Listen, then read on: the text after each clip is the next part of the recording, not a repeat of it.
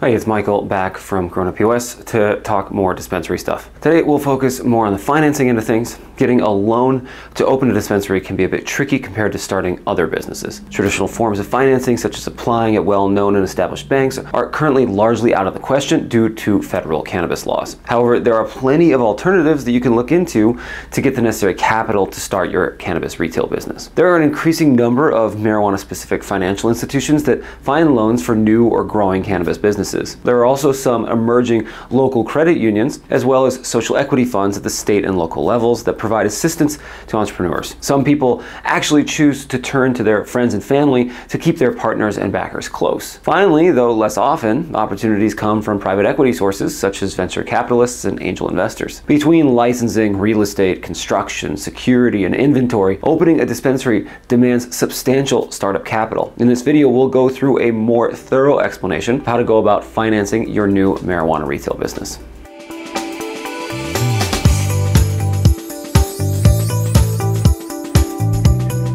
First, let's talk about one of the biggest problems for dispensary owners and perhaps the biggest barrier to entry. Most banks, especially the big players, are intrinsically risk averse. Hence, they generally steer away from investing in certain industries and retail businesses such as tobacco, firearms, pornography, etc. When it comes to the cannabis industry, this same approach to risk aversion applies. Because marijuana is not yet federally decriminalized, let alone legalized, banks such as Capital One and Chase are not willing to finance cannabis businesses. There are many complications due to compliance, local laws, cultural stigmas, and volatilities that make such large institutions not want to join the industry. In 2021, the House of Representatives passed the SAFE Banking Act, but it was rejected by the Senate. The bill aims to stifle potential penalties for financial institutions that back cannabis enterprises. As for the future of big banking in cannabis retail, there are opposing views as to how this act would actually affect the industry, with some saying it would be more symbolic than transformative. Still, it seems likely that it's only a matter of time before big banks get involved in the legal cannabis industry and that more traditional loans will be more accessible. When starting your loan application process, it's important to treat it like you would any other loan.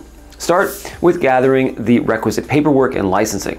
There are plenty of entrepreneurs that are currently trying to secure loans to open dispensaries across the country. Thus, you must be prepared to argue your case as to why your future backer should consider trusting and investing in you. No matter where you go for a loan, you'll be expected to show your business plan, financial history, credit score, business documents, tax returns, and more. Before proceeding with an elaborate plan to open a dispensary, consider how lenders would view your financial and work history. You also need to consider what type of loan will be best for your business. Because of the nature of the cannabis industry, there are significantly higher APR charges, upwards of 5 times the norm for marijuana businesses. Hence, it's extremely important to fully understand and read the fine print of your loan before signing. Can you afford to pay back the percentage of interest that the financial institution will demand every month or year? Types of loans for new retail businesses vary greatly and can range from a few $1,000s to millions, depending on the overall size and scope of your plan. Some loans make more sense for new businesses, while others work better for expansion. Think about what you will need money for.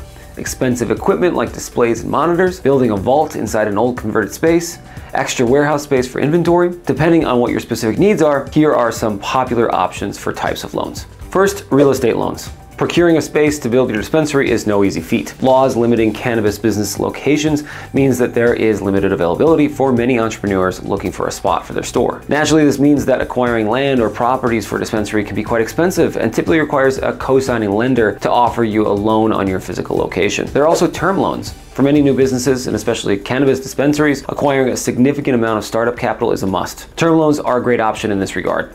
With these loans, you can apply for a lump sum with a fixed or floating interest rate to be paid out each month or quarter over periods ranging from anywhere from 18 months to 25 years. These are advantageous to borrowers because they often lock in lower interest rates than other loan options. Working capital is another option. This refers to a line of credit that companies use to pay for short-term, day-to-day business operations. It helps cover all of your overhead expenses for everything, including payroll, security, rent, acquiring inventory, and beyond. These loans are generally expected to be paid back within a 12-month period. For retail companies like dispensaries that spend a lot of cash on inventory, this could be a good option for acquiring capital to pay for your other expenses. Lastly, you could apply for an inventory financing loan to help cover the cost of stocking your store with all the different products that cannabis users consume.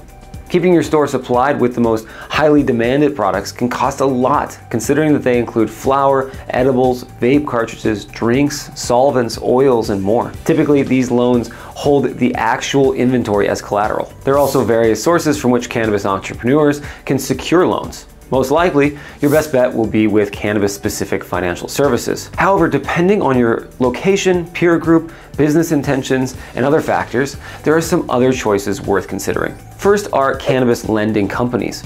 There are now a substantial number of financial institutions that specialize in securing capital for cannabis-related entrepreneurs. These companies use their industry expertise and network of lenders to offer loans for real estate, working capital, and more. Similar to traditional banks, these companies typically make money with debt financing, charging an interest rate on your loan. While rates can be higher than compared to other retail industries, they serve as a viable alternative to other investment options that require giving up equity in order to obtain capital. Some of these cannabis financing services, such as Bespoke Financial, offer loan packages tailored specifically for dispensaries. There are plenty of other services too, like Safe Harbor Financial, Green Check, Dynamic Alternative Finance, Go Capital, United Capital Source, and Diamond Business Loans. Others might secure financing through angel investments. Wealthy individuals who seek to invest in startup companies, often with innovative or socially responsible brand identities, are referred to as angel investors. They're venture capitalists that act on a more individual level rather than as a group or firm. While these investors are usually associated with the tech world, there are a substantial number of angel investors in the cannabis industry. These investors make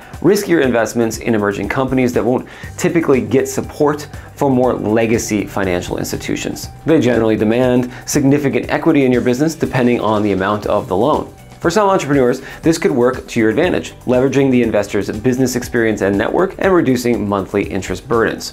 For others, it means equity dilution that could see you losing millions of dollars down the road. Angel investors can be found through a number of online search engines, forums, and social media channels. Finally, you can go the route of venture capital or equity financing. Venture capital is similar to angel investing, except the source of the capital is typically a collected fund of multiple high net worth individuals and sometimes banks. These managed funds provide financing and often industry expertise to emerging or expanding startup companies. In the context of the marijuana industry, most of these firms are invested in large-scale manufacturing and cultivating operations or cannabis-adjacent tech and fulfillment companies. Still, there are some who offer investment opportunities for retail businesses. Consider looking into the forums and conferences held by ArcView Group, a private capital investment ecosystem in the cannabis industry. Another option for a private equity investor for a new dispensary is Tuatara Capital, which boasts an elaborate portfolio of cannabis businesses, including several retail enterprises.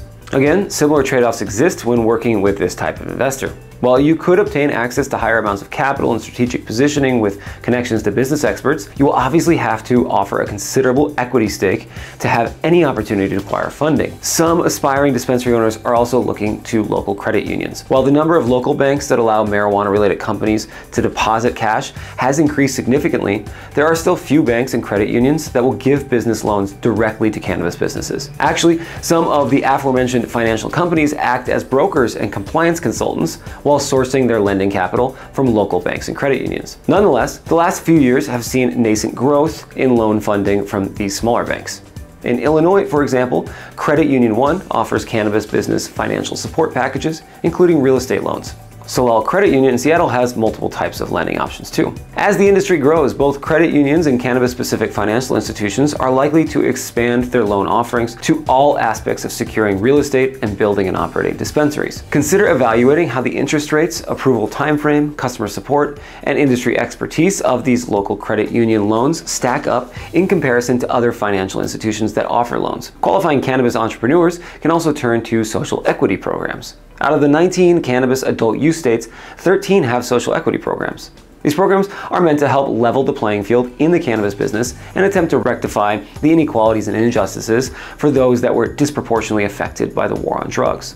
The equity program generally accepts applicants from people who identify as Black, Latino, female, veteran, individuals who were previously incarcerated for marijuana-related offenses, and people that come from impoverished or underserved neighborhoods. While these social equity programs have thus far done little to bring about the necessary demographic and economic changes that are needed to level the playing field, states have added some provisions that provide actual material assistance and funding to those that qualify. As of 2022, California, Colorado, Illinois, New York, Virginia, Massachusetts, and Connecticut all have funding programs for social equity candidates. Illinois and Vermont offer low-interest loans for startup marijuana businesses. In California, the state provides equity grants to local municipalities to help minority cannabis entrepreneurs. If you qualify as a social equity candidate, these programs are very much worth looking into to secure loans, waive fees, and expedite licensing, depending on where you want to open a business. There are also several alternative non-institutional ways to raise capital for your cannabis dispensary. Consider asking family members or friends who are interested in your endeavors and believe that you can make it in the industry. While you might have to give up some equity or pay some interest,